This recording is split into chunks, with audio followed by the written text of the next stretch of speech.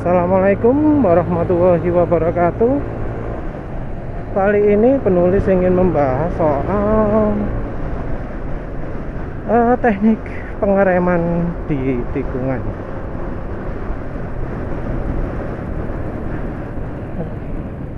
Sebenarnya ya, kalau bisa ya, ngerem itu kalau bisa jangan di tengah tikungan. Tikungan itu hanya untuk tempatnya engine brake, hanya untuk tempatnya apa ya, setengah akselerasi. Ini kalau untuk keamanan ya. Kalau untuk apa namanya, balapan mungkin ada yang menyarankan pakai teknik trail braking.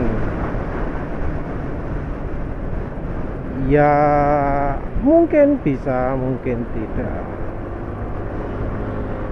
Kita harus tahu sendiri kemampuan pengereman kita berapa ya. Mungkin di MotoGP teknik trail braking itu bisa ya diterapkan. Tapi ingat, di MotoGP itu grip bannya itu kan beda dengan ya yang motor-motor jalanan gini.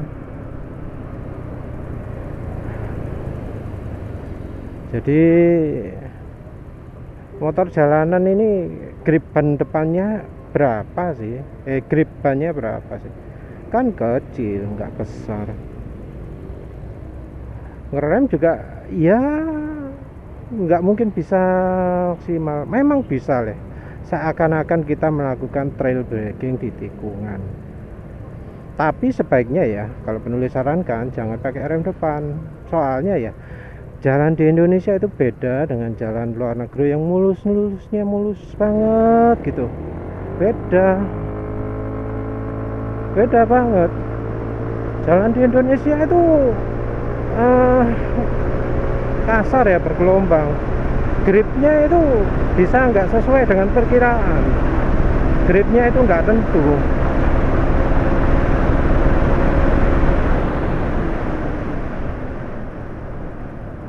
Jadi gripnya itu permukaan jalan nggak rata. Grip itu bisa on off gitu. Kecuali yakin ya jalannya itu super mulus, kayak ya istilahnya Monasco gitu ya. Ya silahkanlah pakai teknik trail braking. Tapi ya belum tentu juga kalau kita tanpa trail braking itu lebih pelan loh ya. Trail braking itu kalau menurut penulis lakukan dengan rem belakang. Karena apa? Rem depan itu fungsinya sudah dibebani sama belok. Dan untuk bisa mendekati limit itu sangat sulit. Apalagi kalau bannya itu seperti ban harian gitu ya. Kurva gripnya itu bisa mendadak hilang. Belum lagi kita ya harus lihat karakteristik bannya ya. Bisa jadi pada waktu belok, grip di tepian ini nggak sebaik bukan ya, nggak konsisten seperti waktu kita pakai di lurus gini. Belum lagi kalau ban kempos dan macam-macam ya. Kita pakai ban depan itu, ban depan terbebani kalau misalnya pas lagi belok.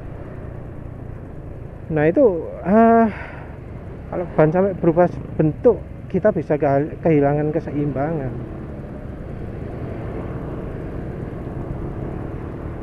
Ya penulis sarankan pakai rem belakang saja lah. Toh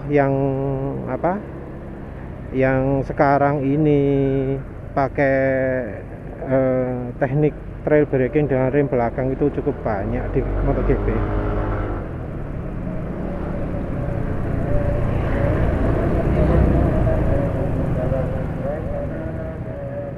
Dan apa, nggak ada salahnya lah kita ngerem itu, kita hentikan sebelum pas kita menikung, karena ya kita ini amatir. Membelok itu nggak bisa dibuat mulus, apalagi kadang kita teknik counter steering aja masih salah. Kalau yang belum tahu counter steering, silahkan lihat videonya penulis yang bahas counter steering ya. Counter steering itu nggak seperti diajarkan di YouTube di artikel-artikel ya. Counter steering itu bukan waktu belok kiri setir dibelokkan ke kanan, enggak. Sebelum belok kiri, setang diarahkan ke kanan biar motor banting ke kiri, sehingga waktu belok kiri kita lebih mudah. Itu counter steering. Sebelum kita menguasai counter steering atau bisa belok dengan cepat, menurut penulis sebaiknya nggak usah lah pakai trail braking. Kalau trail braking, lakukanlah dengan rem belakang.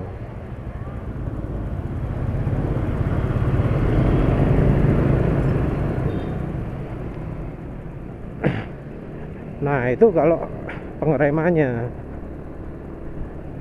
karena ya tikungan Indonesia, tikungan berapa kilometer per jam sih, berapa detik kita melakukan trail braking itu, paling cuma setengah detik, seperempat detik, 200 milisecond, 100 milisecond. Konsentrasi kita itu jadi terpecah. Lebih baik kita biarkan trail braking itu dilakukan oleh engine brake, bahkan untuk motor matic sekalipun. Kita bisa mengenali apakah kita kurang cepat atau kita kurang lambat pada waktu tengah tikungan itu. Itu yang kita perlu pelajari, soalnya kan kondisi jalan bisa berubah. Kita tinggal lihat kondisinya, oh ini ternyata bisa lebih cepat lagi, tinggal gas dikit. Oh terlalu cepat, tinggal rem belakang dikit. Nggak usah memaksakan trail braking terus tiba-tiba waduh kebanteran. Di trail braking juga wes maksimal, nggak mungkin bisa lebih pelan lagi, nyasar toh.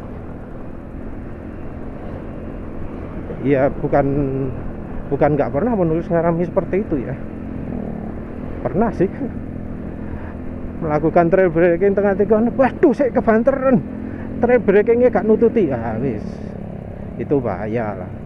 Ya untung jalannya sepi ya, terus bisa bener-bener mepet jalannya ya. Jadi jalan raya jangan dianggap sirkuit lah. Kita harus kasih buffer, kasih toleransi. Kemampuan motor masih disisakan sekian persen. Jadi ada hal yang bisa kita lakukan. Tengah-tengah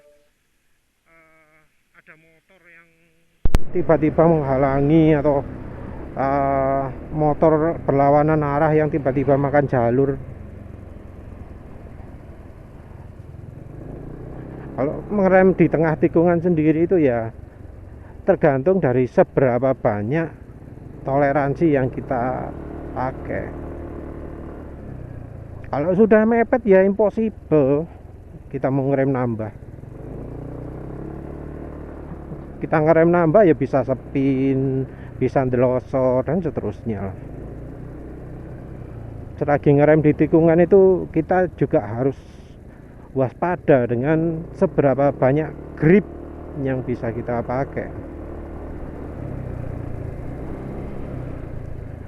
Kalau di motor kayak Matic lebih sulit lagi daripada motor lagi.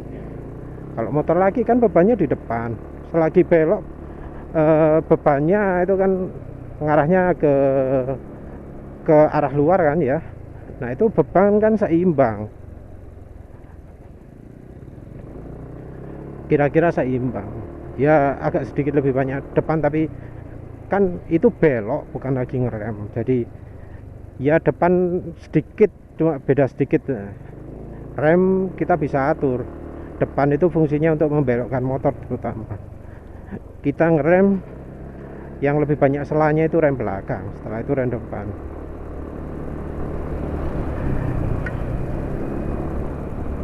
Mau balas apa tadi, lupa. Yang jelas apa sih tadi, kalau ngerem dahulukan rem belakang dulu untuk lihat apakah masih ada sela atau enggak. Kalau sudah enggak ada sela ya pasrah saja. Dari rem belakang itu kita bisa tahu apa limit sudah habis atau tidak. Ya wis lah, begitu aja. Terima kasih sudah menonton. Assalamualaikum warahmatullahi wabarakatuh.